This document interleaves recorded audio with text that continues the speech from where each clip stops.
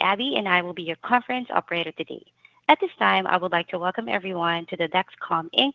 Fourth Quarter 2024 Earnings Release Conference Call. All lines have been placed on mute to prevent any background noise. After the speaker's remarks, there will be a question-and-answer session. If you would like to ask a question during this time, simply press star followed by the number 1 on your telephone keypad. If you would like to withdraw your question, press star 1 again. Thank you. I would now like to turn the call over to Sean Christensen, VP of Finance and Investor Relations. Please go ahead. Thank you, Abby, and welcome to Dexcom's fourth quarter and fiscal year 2024 earnings call. Our agenda begins with Kevin Sayer, Dexcom's Chairman, President, and CEO, who will summarize our recent highlights and ongoing strategic initiatives, followed by a financial review and outlook from Jereme Sylvain, our Chief Financial Officer. Following our prepared remarks, we will open the call up for your questions. At that time, we ask analysts to limit themselves to one question each so we can provide an opportunity for everyone participating today. Please note that there are also slides available related to our fourth quarter and fiscal year 2024 performance on the Dexcom Investor Relations website on the Events and Presentations page. With that, let's review our safe harbor statement. Some of the statements we will make on today's call may constitute forward-looking statements. These statements reflect management's intentions, beliefs, and expectations about future events, strategies, competition, products, operating plans, and performance. All forward-looking statements included on this call are made as of the date hereof, based on information currently available to Dexcom, are subject to various risks and uncertainties, and actual results could differ materially from those anticipated in the forward-looking statements. The factors that could cause actual results to differ materially from those expressed or implied by any of these forward-looking statements are detailed in Dexcom's annual report on Form 10-K, most recent quarterly report on Form 10-Q, and other filings with the Securities and Exchange Commission. Except as required by law, we assume no obligation to update any such forward-looking statements after the date of this call or to conform these forward-looking statements to actual results. Additionally, during the call, we will discuss certain financial measures that have not been prepared in accordance with GAAP. Unless otherwise noted, all references to financial measures on this call are presented on a non-GAAP basis. This non-GAAP information should not be considered in isolation or as a substitute for results or superior to results prepared in accordance with GAAP. Please refer to the tables in our earnings release and the slides accompanying our fourth quarter and fiscal year 2024 earnings call for reconciliation of these measures to their most directly comparable GAAP financial measure. Now, I will turn it over to Kevin. Thank you, Sean, and thank you everyone for joining us. Today, we reported fourth quarter organic revenue growth of 8% compared to the fourth quarter of 2023. This brought our full-year organic revenue growth to 12%, which was in line with our latest 2024 guidance. 2024 was a year of strategic investment for Dexcom, and through these investments, we believe we enter 2025 in a stronger position to capitalize on our next wave of growth. To recap, over the past year, we broadened our commercial reach, launched new products that defined a category, built greater scale, and advanced CGM reimbursement globally. Through this work, we continue to lead the biosensing market and have positioned ourselves to impact millions of more lives around the world. We ended 2024 with more than 2.8 million customers globally on our G-Series and D-Series products as demand for Dexcom CGM remains high. This represents an increase of approximately 25% to our global active customer base compared to 2023. This increase in customers was driven by momentum both in the category and through our improving execution in the field, which we're very excited about. This was evident in the U.S., where our sales force productivity metrics showed improvement in the fourth quarter. We have now grown our U.S. prescriber base by more than 50,000 over the past year. Through these new relationships, we've successfully broadened our presence within primary care and made early inroads with emerging CGM care points like maternal-fetal medicine. Importantly, across this growing physician base, we are also seeing prescribing depth improve. It often takes only a single Dexcom experience for a physician to recognize the potential to deliver better care with Dexcom CGM. As these new physicians now expand their use of Dexcom CGM across their practices, we've seen the impact to our new patient performance build from the strong third quarter finish that we described on our last call. This helped us achieve another quarter of record new customer starts. As discussed earlier in the year, we knew that the opportunity ahead was tremendous when expanding the U.S. sales force. With this focus on execution, we'll look to build upon our momentum in 2025 as we further cultivate these relationships and connect with the next leg of CGM prescribers. Our team is also helping many of these physicians navigate the evolving coverage landscape within diabetes care. In the past 2 years alone, reimbursement for CGM has significantly expanded as we've helped establish our clinical value well beyond insulin management. As many of you remember, a key milestone on this journey was the publication of our mobile randomized controlled trial, which demonstrated significantly improved outcomes beyond intensive insulin use. This data prompted clinical societies to update their standards of care and quickly led to widespread reimbursement for anyone on basal insulin. We are now seeing similar evidence build around the benefits of CGM regardless of where someone is in their diabetes journey. In fact, some data has shown even greater health outcomes for those not on insulin as CGM is providing them real-time feedback on lifestyle decisions for the first time.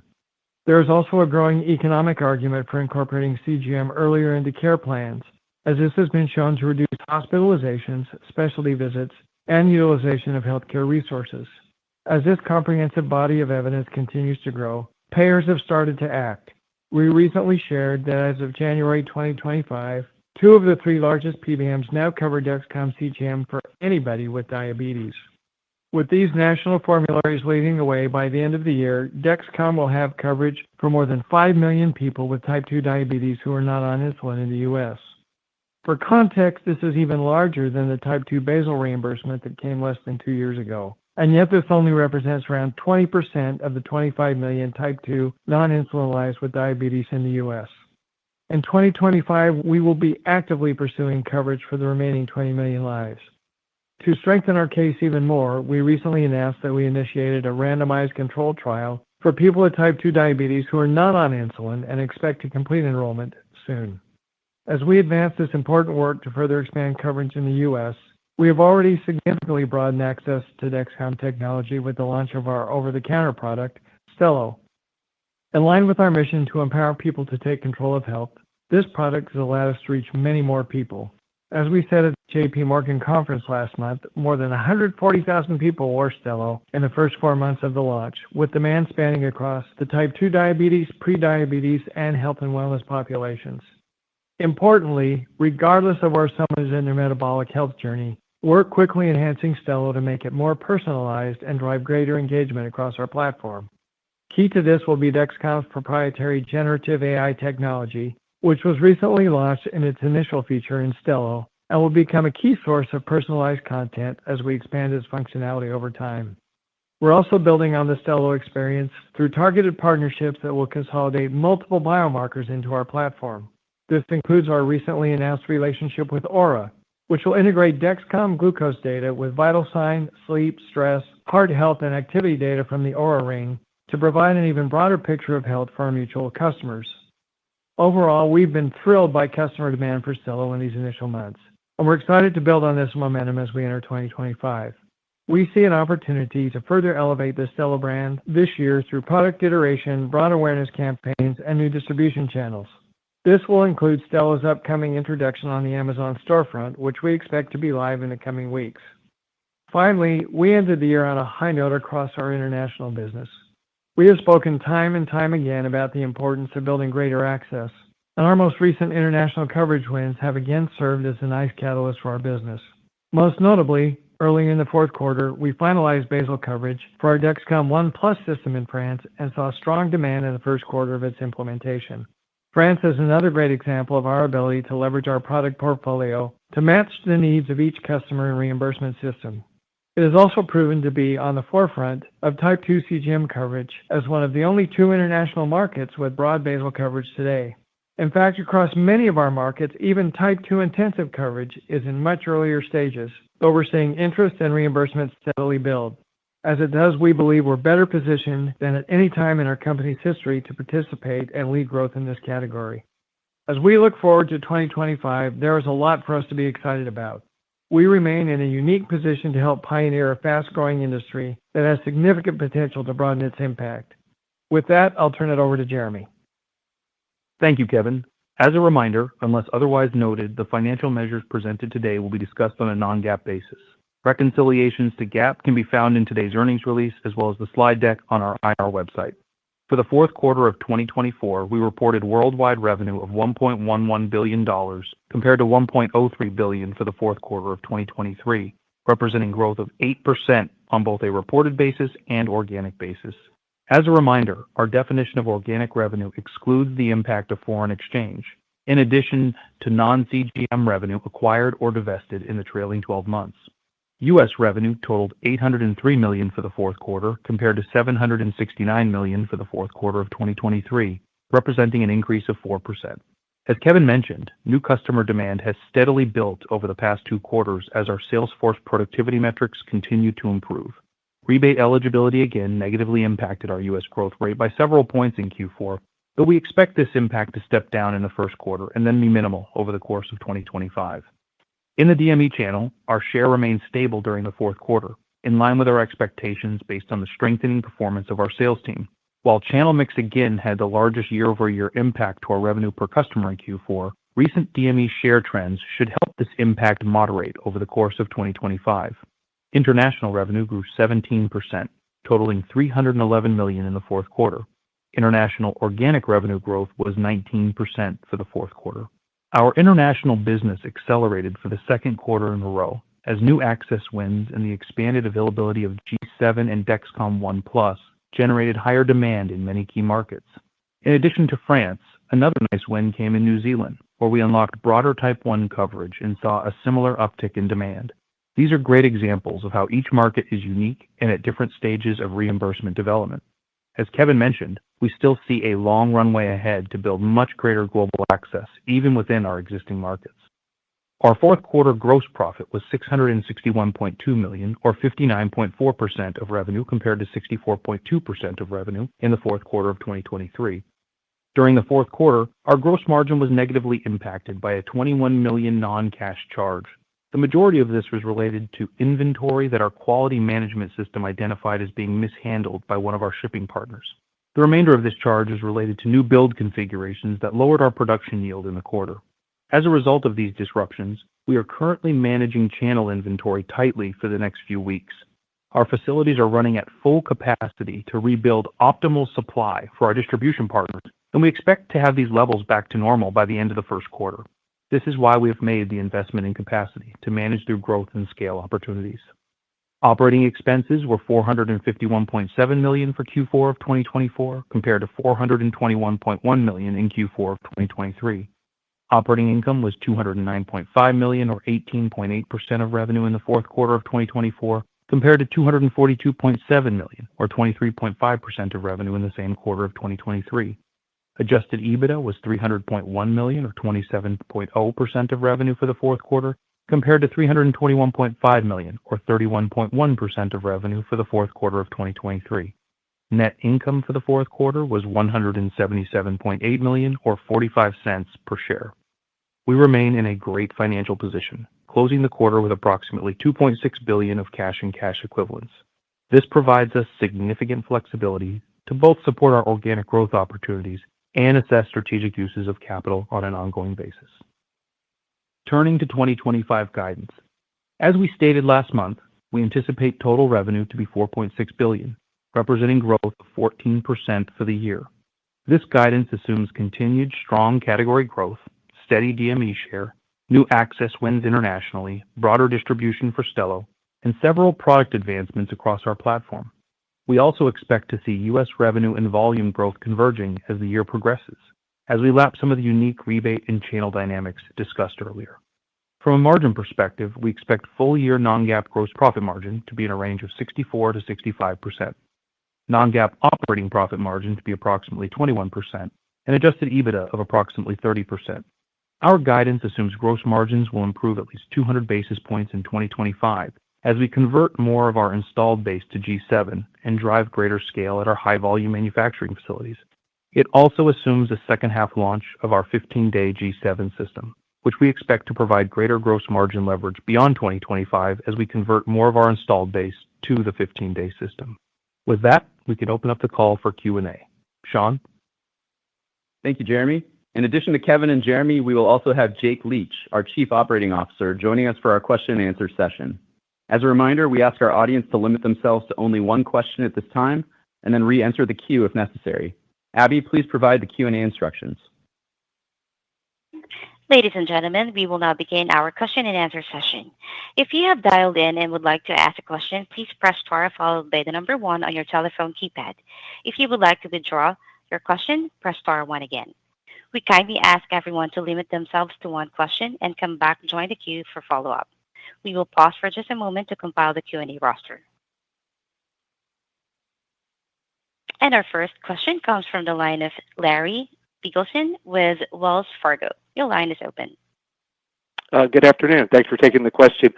Kevin, I wanted to start with the issues you identified, on the Q2 call, the Salesforce issue and the DME issues. And, Jeremy gave some color in his prepared remarks, but I'd love to hear, a little bit more from you on the status of each. It sounds like your share in the DME channel has stabilized. So how are you thinking about those issues that negatively impacted 24, in 25? Thanks for taking the questions. You bet, Larry. We've made great progress on those issues since we talked about them in the second quarter. We've worked very hard with our DME partners to identify opportunities to improve and to grow. We've also worked with our sales team to make sure we consider all channels across all markets and have that dual benefit offered where we can. With respect to the U.S. sales force, Larry, what we've seen is this group that we brought on board has now become more productive. I mentioned earlier that we've added 50,000 prescribers over the course of the year. And what we're seeing now, when we initially expanded that group, we saw the prescriptions per healthcare professional come down. That number's come back up, even though they're calling on more healthcare professionals now. So we're seeing more productivity per prescriber, even as we add more prescribers. So that group is doing what we asked them to. And I think that's really supported by the fact that we've had record new starts each of the last 2 quarters. So both those things are going very well for us right now. And our next question comes from the line of Jeff Johnson with Baird. Your line is open. Thank you. Good afternoon, guys. Jeremy, you talked on the call about narrowing that kind of volume versus revenue gap in the U.S. That has been pretty wide here the last couple of quarters. I mean, if I just put some numbers on it, it seems like in the fourth quarter that gap was maybe 16 points, 17 points. And again, I don't have the perfect volume estimates in my number, but 16 or 17 points, that's down from maybe 20, 21 points, something like that in the third quarter. Where do you think that goes? You said it falls off in the 1Q. Does it fall to low double digits, just that kind of volume versus revenue gap in the U.S.? And then as it further converges throughout the year, can you get that back into the single digits, into the mid-single digits? Just conceptually help us understand how to think about that gap between those U.S. volumes and the U.S. revenue growth. Thank you. Sure. Yeah. And thanks for the question. It'll certainly converge. And we talked, as we walk through it, I'll try to walk through it in the cadence over the course of the year. So certainly as we lap the rebate dynamic here in the first quarter, that'll start to converge a little bit here in the second quarter. As you start to then compare year over year channels, as we start to get those channel stability, you'll start to see that converge as you move into the third and the fourth quarter, as we get to the tail end of the year. And so the amount that you would expect to see it come in, it starts to get much, much closer to the numbers that you quoted. We haven't given a specific number, but what we would say is the delta between volume and price. We've talked about our patient base being about 25% higher exiting the year. You've seen our growth numbers at 14% essentially as guide. And if you exclude Stello from that, it's more like 12%. So you can already see implied there that the numbers are coming in if you just assume that the patient base continues to grow into next year. So you're already seeing it. I'd expect similar gaps as you see us exiting Q4 as we lap the rebate channel in 1Q, but you're going to start to see that coming in more and more over the course of the year. We don't have a number specifically to give you at this point, but you're right. It'll start to come in closer and closer, especially as we exit 2025. Your next question comes from the line of Robbie Marcus with JP Morgan. Your line is open. Oh, great. Thanks for taking the question. Jeremy, maybe just to follow up on that, there's a lot of considerations on both the top line and down the P&L between 15-day sensor, lapping of some of the headwinds on pricing. How should we think about cadence through the year? Obviously, the math points to a much stronger second half on a growth rate basis. But how should we think about cadence through the year? and particularly first quarter as we set up expectations here? Thanks a lot. Sure. Yeah. And as you think about the first quarter, I'll start with the first quarter, and then we can get to the year. We talked a little bit about this at your conference, actually, Robbie, about how the first quarter is going to look a little bit, similar to where, historical sequential patterns had taken us. So if you look at our best sequential Q1 relative to Q4 in the past few years, it was about a 9% sequential decline. We talked about at JP Morgan it being about an 8 to 9% sequential decline. So it actually looks a little bit better in terms of seasonality here into Q1, and would expect it to do that. Nothing's changed. That was our guidance. We'd still expect that. And then typical seasonality over the course of the year, it should look relatively similar. I say that knowing full well that 1 percentage point in a split, if you will, can create a few different points of growth. But what I would say is there's going to be a relative stable cadence of improvement over the course of the year. Obviously, the comps in the back half of the year make it a little bit easier, so you would imply that. But in terms of just thinking about how you progress through the course of the year, dollar-wise, the progress through the course of the year dollar-wise should look pretty good and consistent with, I'd say, more normal years. Last year was a bit of a unique year for us, so that'll help you get cadence from that perspective. In terms of gross margin, typically from Q4 to Q1, we step back a couple hundred basis points. This quarter, we talked about Q4 being a little bit burdened by some one-time charges. We've quantified those. I would expect there to be a little bit of a step back from Q4 to Q1. If you adjust for those one-time items, it means Q1 will be a little bit ahead of Q4. If you don't adjust for those items, moving up over the course of the year, we've got to move through some of the Q1 dynamics as we move forward, which is going to include certainly working through some of the yields and improvements, which you talked about in Q4. We'll work through a little bit of that in Q1. But as you move into the rest of the year, based on the volumes that we're moving through our Malaysia facility and really through our entire facilities, you're going to see that continue to improve. And we have a clear line of sight to our standard costs and what those margins look like, really looking good as we exit the year. So this is a year where you're going to see a lot of the benefit of scale really drive that margin. You'll see a little bit of a benefit in the back half of the year from 15-day as well. But the big driver is going to be even without 15-day. You're seeing the scale and volume that's running through our facilities will certainly make that back of the half of the year look pretty good on a margin basis. And your next question comes from the line of Danielle Antalffy with UBS. Your line is open. Hey, good afternoon, guys. Thanks so much for taking the question. Congrats on a strong end to the year. Just wanted to follow up on the comment around some of the type 2 coverage. I think 2 of the 3 largest PBMs are now covering for non-insulin using type 2. And Jeremy, maybe this question is for you and how to think about. I appreciate what you're saying for 2025 as far as revenue growth converging with volume growth. But as more of these non-insulin using type 2 patients come online, how should we think about that? So I guess this is more over the next few years. And will that diverge again before it reconverges? Or how do we think about that, given that this is a less intensive patient population, and just trying to get a sense of what you guys are seeing from a pricing perspective from those? Thanks so much. Yeah, it's a good question. So maybe I can put some clarity there. So the unit economics of each purchase is actually similar across it. We don't necessarily have a different purchase price for a month of sensors between one disease state or another. So type 1 and type 2 non-insulin using generally is at the same price point in our contracts. So from that perspective, profitability-wise, you shouldn't see any impact there.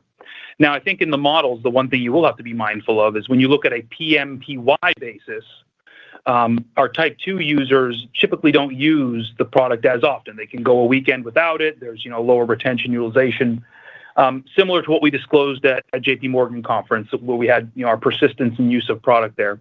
So I think from a modeling perspective, profitability-wise, I don't think you make any changes there.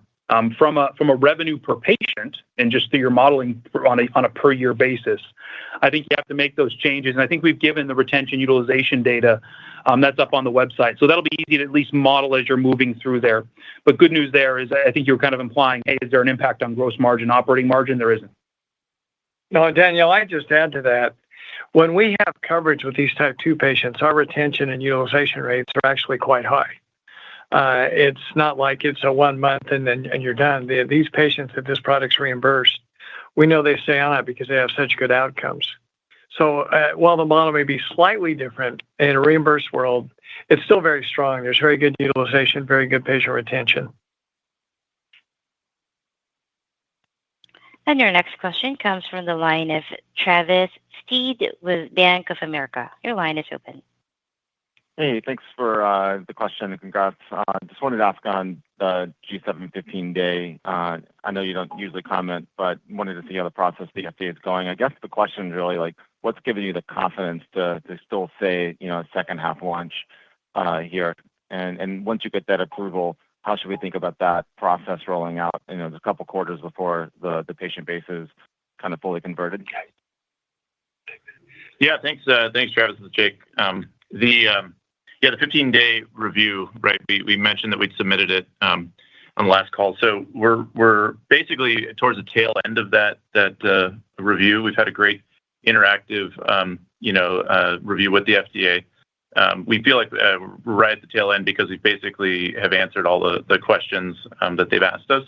As we do have the confidence that we're going to see an approval here shortly. As you kind of transition over to once we have approval, we do expect to launch that product in the second half of this year. Really, it's about securing coverage. We want to get the 15-day product out as fast as possible, but we are mindful of the user experience. We got to make sure we've got coverage in place. We have to be mindful of our pump integrations as we launch this 15-day product. So that's why we expect approval here shortly, but we'll get it out here in the second half of the year. We're also looking forward to presenting the 15-day clinical data at ATTD next month in Europe. So that'll be one of our lead investigators from that clinical trial is actually presenting the data. So we look forward to sharing that with all of you next month. And your next question comes from the line of Joanne Wuensch with Citibank. Your line is open. Thank you very much for taking the questions. Briefly, what does it take to get the 15-day integrated with the pumps? Is that a difficult process? And I'm going to also ask, I think they've heard or saw on a slide G8. Is there anything you can tell us about that? Thank you. Sure. So the good news is pump integration with the 15-day sensor. We thought about that as we were doing the original G7 integrations. So it is a much smaller lift than, for example, the difference between integrating, as we moved it from G6 to G7. That was quite a big lift for our partners in terms of security interfaces and the Bluetooth interface. But as we look at the 15-day, most of it stays exactly the same. The pump basically interrogates the sensor, and the sensor tells it it's a 15-day. There is a little bit, once we get approval, a little bit our pump partners have to do on validations, but we do anticipate it to be quite quick in terms of the integration with 15-day across our pump partner base. So we'll be mindful, as soon as they get those done, we'll be pushing the product out harder into the channels, but that's part of it. And then your question about G8 is we are very actively in the development process on G8. It'll be our next hardware platform that we'll use across our portfolio of products. I won't get into all the details, but a couple of highlights are it's a smaller wearable with even more capability built in to it. We're looking towards compatibility with pumps much closer to launch of that product. We've learned a lot through our G7 integrations. And so we're very excited about the progress on G8. It also has a multi-analyte capability built into it. Yeah, I'd just add to that. We look at G8 also as a series of innovations. The jump from G6 to G7, we learned a lot because we changed pretty much everything. We're going to do this more stepwise, and we'll have literally a series of features leading to that configuration Jake's talking about, where you get to multi-analytes somewhere down the road. So we're looking forward to revealing more about this product platform as time goes on. And your next question comes from the line of Matt Taylor with Jefferies. Your line is open. Hi, guys. Thank you for taking the question. I did want to ask one about the expanding coverage in terms of the PBMs now covering these lives, and also thinking through to hopefully next year or the year after getting the non-intensive type 2 coverage. So I was just wanting to understand how you think about the additional lives being covered as a driver this year. Do you expect that group to show in the numbers? Is that contemplated in your guidance? And if you play through the study, when do you think you'll actually get more of an uptake in that non-insulin type 2 population? Yeah, thanks for the question, Matt. I can take that. The expectation, we've included it in our guidance. Now, there's all sorts of levels of uptake, and as you can imagine, every model has the ups and downs associated with it. We're really bullish on the long-term nature of it. I think it's about us getting out there and letting folks know they have coverage. So we're very mindful that there's education that we have to continue to do, and the sales force is really excited about it. I know that the materials are now out there circulating in the field, and so we're excited about pushing those. That'll be some of the work we do over the course of this year. The work to be done now is you talked a little bit about the PBM. So it's working with, we have 2 PBMs, and as you go deeper into those PBMs and you get to more customized formularies, we will be working with those PBMs to expand access even within there, knowing full well the benefits that CGM provides to those populations. We'll also be working with the 3rd PBM, right, and looking at ways to ultimately gain coverage there. And so we're hard at work there. And make no mistake, on the flip side, we are also looking at how we would work with CMS. Certainly to make sure that folks have access to the product. We know the benefits of folks using CGM and what it does to the system, and given the capitated nature of Medicare fee-for-service and even Medicare Advantage plans, those are real interesting things, and so we'll be working heavily there. What you generally need in those cases, not all the time, but it's always helpful, is an RCT, and is we've talked about in the past, we are running an RCT. Jake would tell you we're already in enrollment right now, and we've talked about really completing that enrollment here in the first half of this year with early readouts at the back end of this year. So we'd be using that in conjunction with all of this evidence to look to expand coverage, but it is top of mind. So as we have our market access team potentially even listening to this call, they all know it's in the goals and for the year is to make sure we advance this as much as we can. And your next question comes from the line of Matthew O'Brien with Piper Sandler. Your line is open.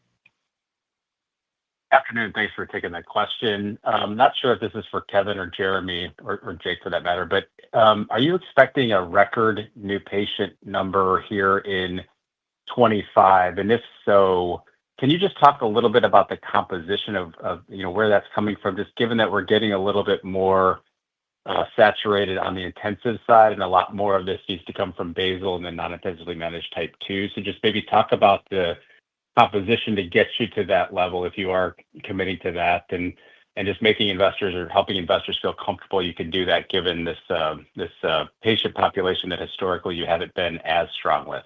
Thanks. Yeah, sure. I can give you some at least how we're thinking about the year. Certainly, we do expect it to be a record patient year. We do see continued penetration across the insulin intensive segment and across T1 and T2 insulin intensive. We still expect quite a bit of penetration in that market, and it still plays a very large portion of our new patient starts. We do expect a consistent penetration in basal over the course of this year.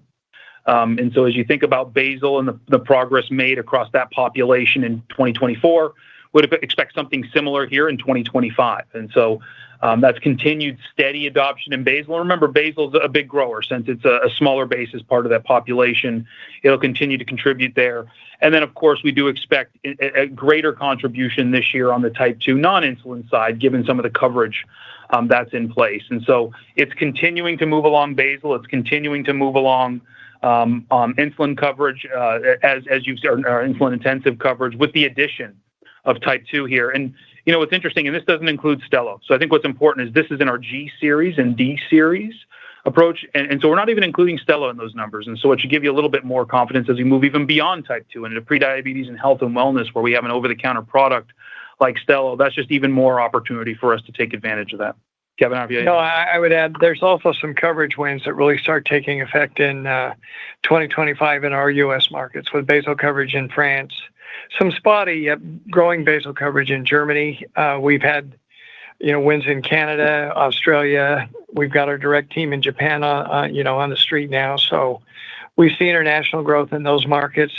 And, I just kind of go along with what Jeremy said. Now that we have more type 2 non-intensive open, obviously that's going to contribute a larger portion of the new patients than we've done in the past because we have access to those people.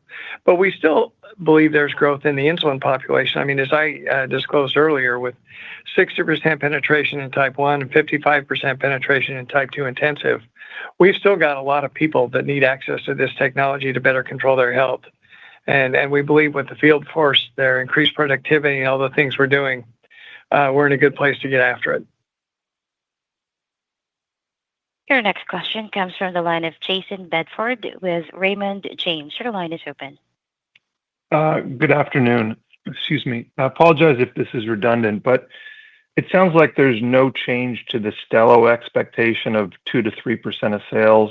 If you confirm that, great. But can you just also talk about the Stelo trend through the year, meaning specifically the timing of drivers? It sounds like Amazon's coming on soon. But when do the 5 million newly reimbursed come online, and when do you have full app integration with Aura? Thanks. Yeah, maybe I'll start with some of that, and I can hand it off to Jake here. So let's start with the Type 2 coverage first so that we can move into Stelo. So Type 2 coverage that we announced effective 1/1. So it's already in place right now. So that's good news. I can also confirm that Stelo is 2 to 3%. The expectation is 2 to 3% of revenue in the year.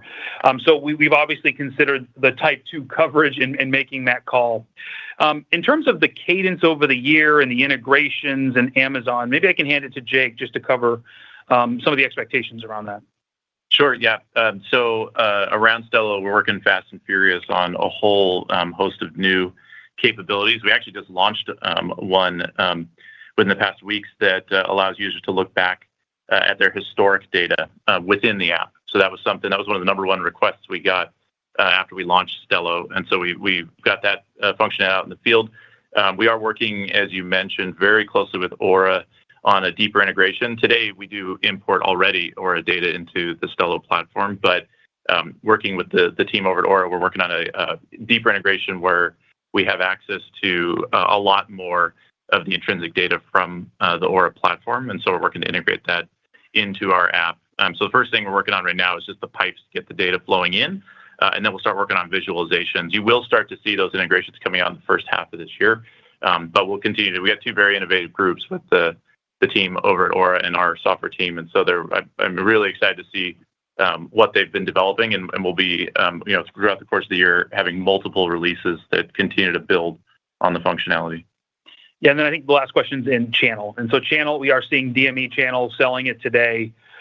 You're seeing partners selling it now. And I think the Amazon is expected in 1Q, Jason. So we expect to see it here in Amazon very, very shortly. And so keep your eyes out. But 1Q is when we expect to launch. And your next question comes from the line of Shagun Singh with RBC Capital Markets. Your line is open. Great. Thank you so much. Kevin and Jeremy, I was hoping you could walk us through some of the assumptions behind the 14% growth rate for 2025. It looks like there are some areas of conservatism. I don't think you assume DME share gains. You're assuming it to be flat. Why is that? You do have easy comps. You guys typically guide mid to high teens, but you tend to exceed those. You do have a fully productive sales force, more reps year over year, 2 new product launches, and then, you are looking for record new patient starts. So can you walk me through that, through the assumptions? Should we assume the 14% growth as a base case? And then just on the 15-day sensor, what is assumed in that guidance for the second half? Thank you. Sure. Yeah, I can give you some of the data points here. And we covered a little bit on the script, but I think it's helpful just to walk through them. So, we do expect about 1 to 2 points to be growth related to Stelo. Obviously, if it was 1% last year and it's 2 to 3 this year, there's a couple points there. As you peel that back, you'll see that the core, I'd say, G and D series business is still in the low teens growth, 12, 13%.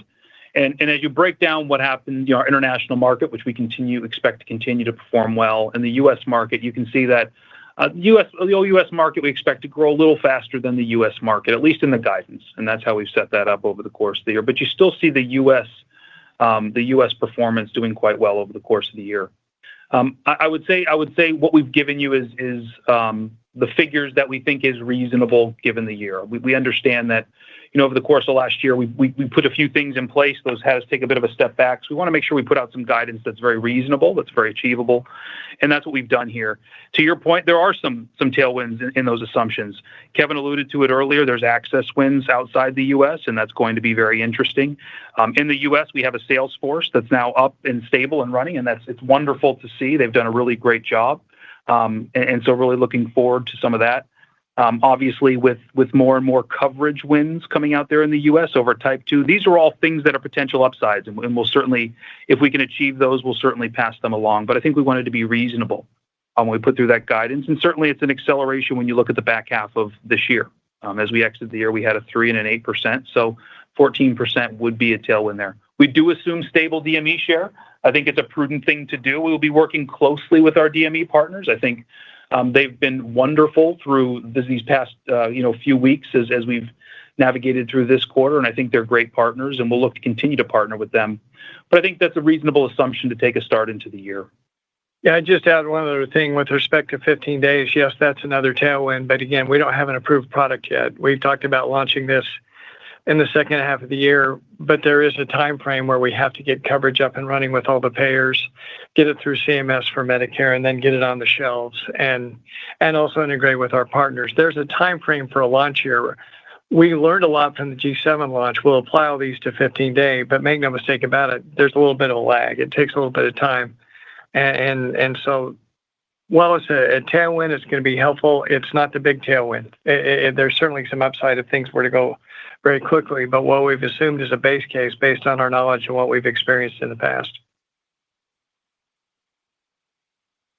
And your next question comes from the line of Chris Pasquale with Nephron Research. Your line is open. Thanks. I wanted to follow up on Stelo. You're coming off your first holiday season, first New Year's resolution season with a consumer product. Did you see an acceleration in subscription activity tied to those seasonal factors? And now with a few months under your belt of the launch, how are you feeling about your ability to keep users engaged after they've gone through their first couple sensors? And you mentioned AI. Would just love to hear a little bit more about what role that plays in that engagement. I'll start a bit and I'll let Jake take the AI question.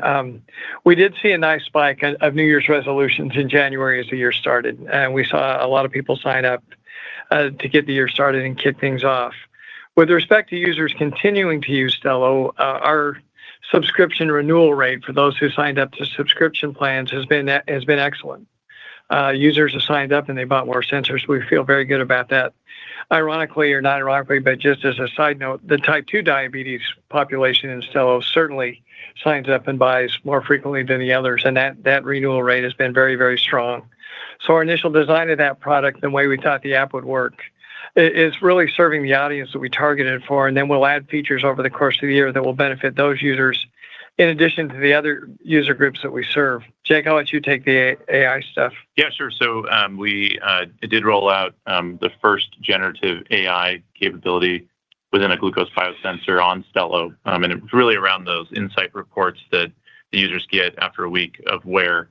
And it's, we see good feedback. We actually did a staggered rollout of that. We rolled it out to half the users at first, and then we quickly ramped that up so we kind of compare some of the usage patterns. And so, I think one of the key areas that I talked about, earlier when I said we've got a robust sequence of releases, a lot of it will be to continue to build on the insights. The number one thing, now that we've got the historic data in the platform, the next request from users has been, even deeper insights, which is clearly in our, crosshairs as we look at the integration with Aura data, and then the further utilization of that generative AI report and feedback.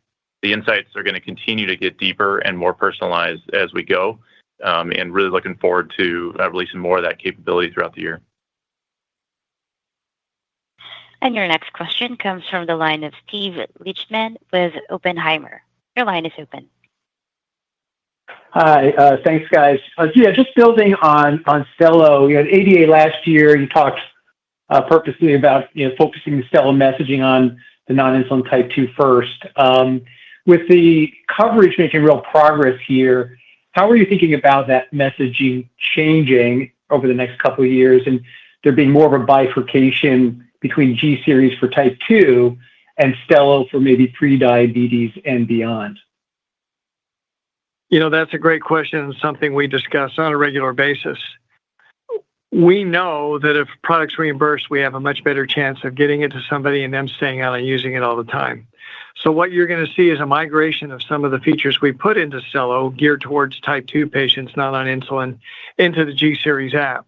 So our users can have the opportunity to identify their glucose spikes, interact with G7 with the AI module and things like we put into the Stelo app.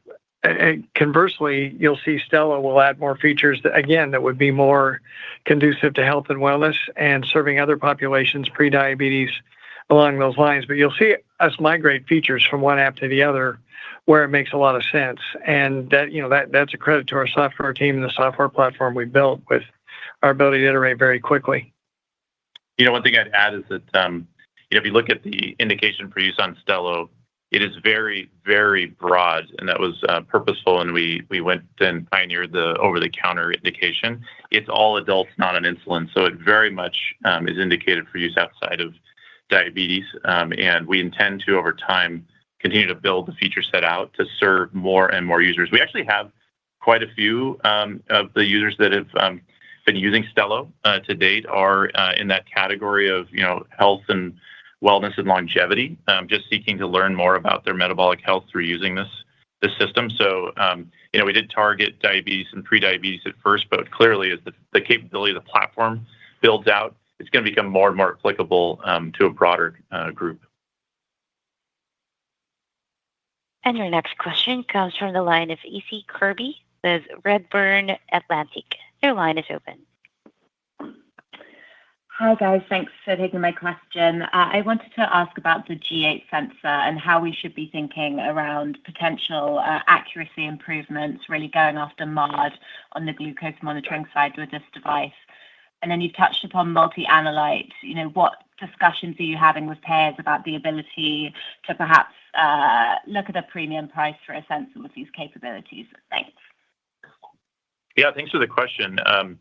So we are always striving to enhance the accuracy and reliability of our sensors.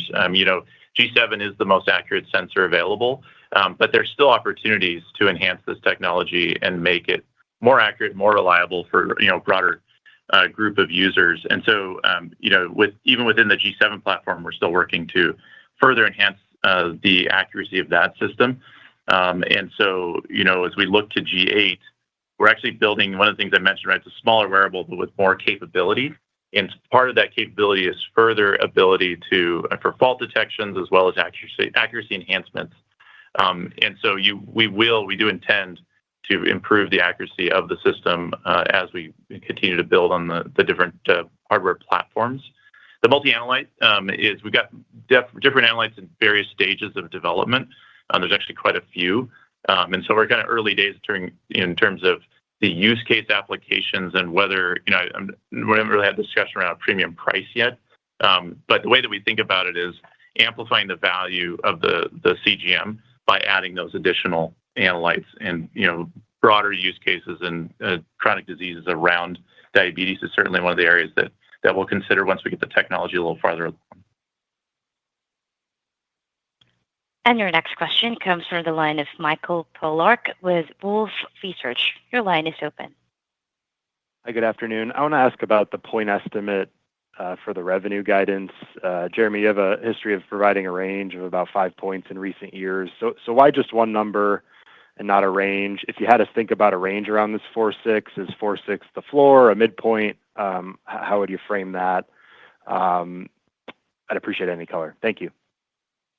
Sure. Yeah. I mean, the reason we went with a point, and obviously we went out in January at JPM and now again, is last year was a bit of a unique year for us. I think what's really important is we set everybody with what our best thoughts are around the year. And so this is our best thoughts around the year.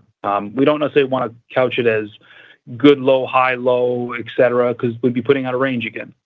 And so the best way to think about it is we really wanted to give everybody a thought about the year in the eyes of management after a year that I know that had some folks thrown for a bit of loops over the course of the year. So we thought it was the right thing to do. And as the year moves on and as the year progresses, we'll certainly give you guys updates. But it was really just designed around that, is making sure we got everybody on the same page with us, and we'll hopefully move all forward together. Your next question comes from the line of Bill Plovanic with Canaccord Genuity. Your line is open. I'm going to go a different angle here. We've been talking about revenue a lot. I really want to talk about profitability if we can. Obviously, 24 was a tough year. We've really kind of tapped out at that 20-ish% operating level. You're looking for a little increase in 25. How do we think about kind of the years after? Is this going to be something where it's a 1% expansion per year in adjusted operating, or are there any lever points that could really accelerate this? Thanks for taking my question. Sure. Thanks, Bill. Appreciate it. I think there's a couple things. One, obviously, one of the big things that we've been focusing on is building a bunch of levers into the business on the operating expense side. And I think you've seen it over the years. OpEx as a percentage of revenue has continued to come down. I would expect that to take place over future years.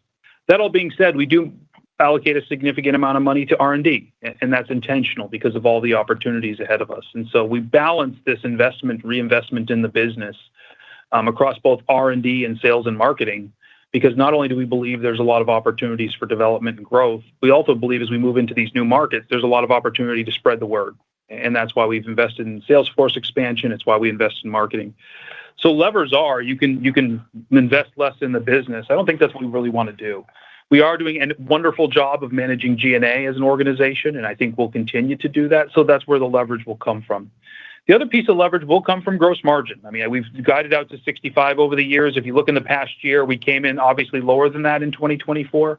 So I think as you think about gross margin, certainly getting back to 65, and I think you guys all know the levers with 15-day and, continuing to design cost out of the product.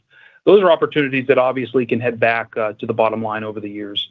So I think those are the two levers to play with. And, as long as there's an opportunity to continue to reinvest in the business, which we believe will drive long-term growth, we'll continue to do that. If that doesn't make sense, there's certainly leverage we can get in the P&L. I think, Bill, you know this from all the years you've done this. Building levers is really important for a business. And some of those levers go into reinvestment. Some of those levers will go back to return of investment. And those are the two things we're going to make sure we balance to grow the company. And your next question comes from the line of Patrick Wood with Morgan Stanley. Your line is open. Beautiful. Thanks for taking the question. 15-day again, so apologies about that, but it's obviously a big impact. I guess, how are you thinking long-term about what the average wear time will do? Because presumably, there'll be a subset of patients who may want to change their sensor a little bit more frequently for all kinds of different reasons, whether it's, how they react to the adhesive or gets dirty or things like that. Do you have any info from early days from Stelo to get a sense for change out rates? Or I'm just trying to think where does it ultimately end up? It's obviously not completely 15 days, but I'm just trying to get a sense where you think the average consumer is going to end up. Thanks. Actually, our Stelo wearers are very happy with the 15-day wear so far. And as far as them being unhappy with sticky tape or something not looking right, that really hasn't been that much of an issue. The number of patients getting to 15 days with Stelo has been very strong so far. Look, 15 days is the preferred use case for this patient population and for their caregivers. Certainly, there may be groups, for example, children, where they may change more frequently. We have right now a very generous and a very yet efficient service model. If the sensor fails or if it falls off, we work with people to make sure they have the sensors that they need. We're looking at that service model as we go to 15 days to make it as streamlined as possible so people do have the experiences that they want. At the same time, we increase our profitability and our margins across the way. And this is something we'll look at and talk about on a regular basis, Patrick. But most people really do want to wear it 15 days if they can. They'd rather not change the sensor. Yeah, and I think it's safe to say, I mean, in the interim, you're 100% right, Patrick. The timing is going to be who moves, when they move, what the preferred. Longer term, every one of them. They're all going to be 15 days. So it's just a matter of timing as opposed to necessarily how many people are going to stay on a 10-day.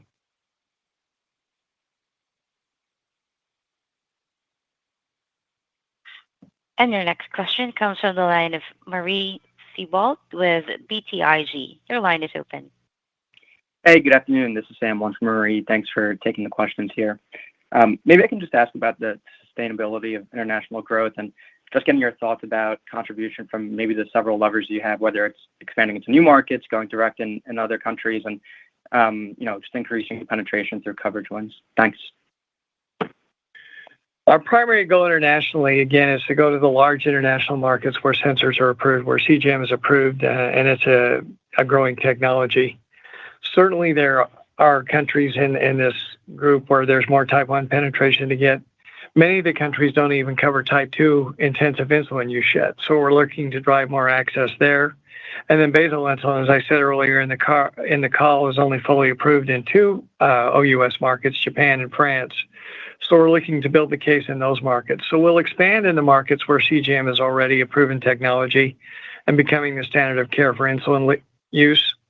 As far as other markets, when we launched D1, our Dexcom One product in the beginning, we built a very efficient model to launch a digital platform in those geographies and get those geographies up and running. What we've experienced in those geographies, in all fairness, is oftentimes it grows to reimbursement very quickly when the government sees how many of these sensors are purchased and the great outcomes these patients have as physicians put pressure on the reimbursement authorities. So we have good plans for those geographies where that's not where the bulk of the international growth is going to come from. It's going to come from the large markets where CGM is reimbursed as we expand Dexcom access and the category in general, similar to what we've done in the domestic market. And your next question comes from the line of Mike Kratky with Leerink. Your line is open. Hi, everyone. Thanks for taking our question. You walked through some of the growth trends across the different segments of the diabetes population earlier on the call.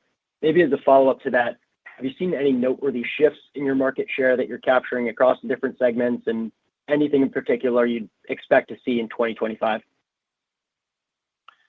Yeah, I mean, as you looked at over the course, call it, say, the fourth quarter, we had a really good, good bounce back in the third quarter and a really strong fourth quarter. And in the fourth quarter, given it was record new patients and we saw, strength really across the board, we saw some good, really good share performance across really all of it. Now, the area we've had, the least share was in the area we haven't had coverage. And so as you fast forward into 2025, coverage is a good opportunity for us there. And so I'd expect us to continue to do well, especially with the expanded sales force and all of the innovation we're putting into the product, as well as having Stelo in the bag. And that's really important as we call on physicians. So I expect us to do really well in the markets we're in. And then an area we alluded to a little bit earlier on the call where we haven't had coverage and we're excited to see where this goes in 2025 is in that non-insulin space. I think that's an area where with coverage we expect to perform well. But I think you saw the performance in Q4. The new patient performance in Q4 is a precursor to really a good jumping point for 2025. And your next question comes from the line of Matt Miksic with Barclays. Your line is open. Hey, thanks so much for taking the question. So just one quick clarification and then a question on some of the comments you made about economics of patients. So the quick clarification was just, I'm not sure if you've given a time frame for G8 yet, approximately. Is it 1 year away, 2 years away? That'd be helpful. And then the question on the economics was, I think the perception is among investors that as you move up and call it to the right, lower acuity, patient non-insulin and so on, that the economics and the economic value of that per patient is lower. And it sounds like on a per unit basis, I think as you were describing earlier, not true. So is that purely driven by use case, utilization, renewed prescriptions, and so on, or is there different rebates? Maybe how would you dispute that kind of perception out there about that segment of the market? Thanks so much. Let's start with your G8 question. We've not given a timeline. Right now, we're all hands on deck for 15-day G7. And that's the timeline we're most concerned about today as far as giving you guidance. Again, that's in the second half of the year as we look forward to approval in the not too distant future. With respect to these other markets, as we get into non-intensive diabetes treatment, even basal treatment when we started, We know that utilization rates amongst these patient groups are a bit different, but they're not as dramatically different as one would expect. Certainly our type 1 patients who are on automated insulin delivery systems, some of which don't even function without a sensor, the utilization there is going to be very, very high, obviously. And if they're having a good experience with their system, retention is incredibly strong as well.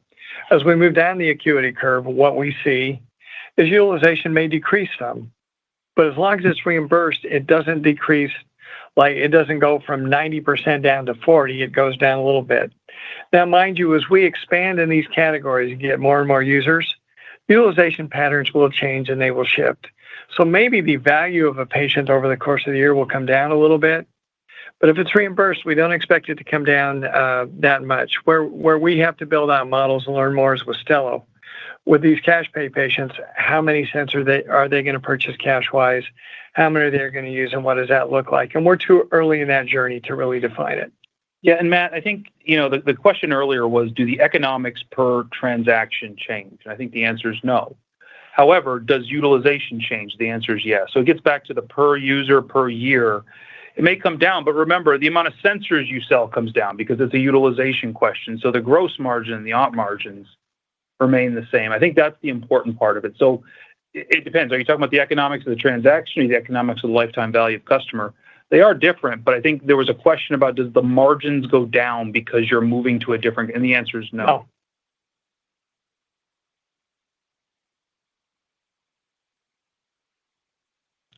Ladies and gentlemen, that concludes our Q&A session. I will now turn the conference back over to Kevin Sayer for closing remarks. We thank everybody for participating today. We're very pleased with our 2024 results and our record new patients and the things we achieved in the fourth quarter. We're looking forward to a great 2025. Many levers in place for us to have a great year, and we look forward to your continued support. Thank you. Ladies and gentlemen, that concludes today's call. Thank you all for joining. You may now disconnect.